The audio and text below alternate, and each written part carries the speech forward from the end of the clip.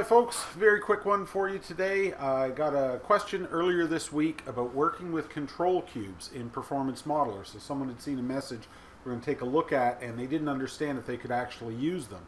So of course you can, and we're going to take a very quick look at that today. A couple of ways that you can get to your control cubes and how you can use them, even with some of the new capabilities in Performance Modeler.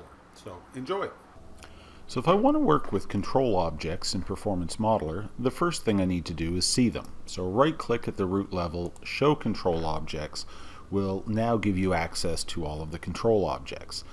I'm in the folder view, so I see a folder specific to control objects, which is handy to keep them separate and allow me to work without a whole lot of the objects I don't need in my way.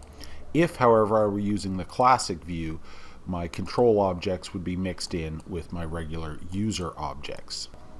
So now how do we work with them? If I expand my cubes folder, I see revenue here. If I double click that, I get the cube editor. It's a little different with control objects because control objects on their own can't be edited for structure. This is a structure editing view. So if I try to open, say, my cube properties, I get this warning that control cubes can't be edited.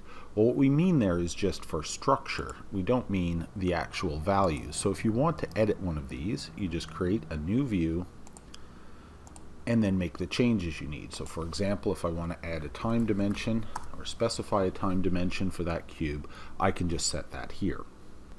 And what if I want to use some of the capabilities of Performance Modeler to update or maintain those? So let's have a quick look here at a security maintenance cube that I've created that allows the users to specify a particular group. So I can have them specify in this cube, and then I can manage how those then get added to the actual security of the model in the control cube. No problem if I want to do that. I'll just create a new link here.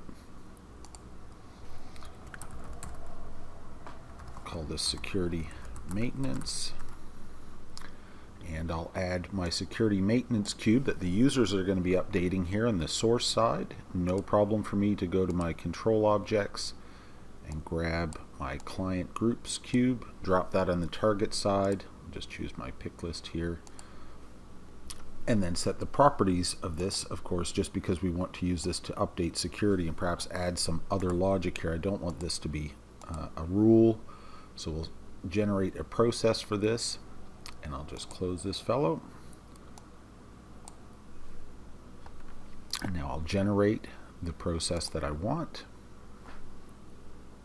And we do that in the same folder. I can just throw that in my processes folder here, take a look at the process that's been created, and then if I like, for example, what I probably want to do is call security refresh in the epilogue, and now I have a process that will update my security.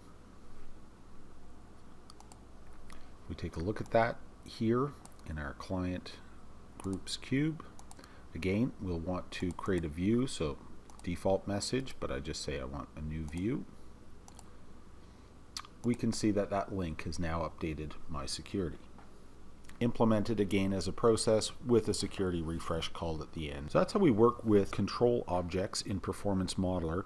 One final caveat, which is almost always the case when you're working with control objects, you do want to be particular with how those are handled. The system does use these for a number of activities, and there is one unique one for Performance Modeler.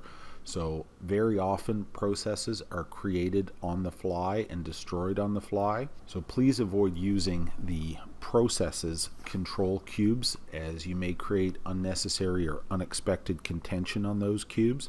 Much better to create separate objects for those and just use a TI to update those separate objects rather than creating the contention. So that's all for this topic. Thanks for your time.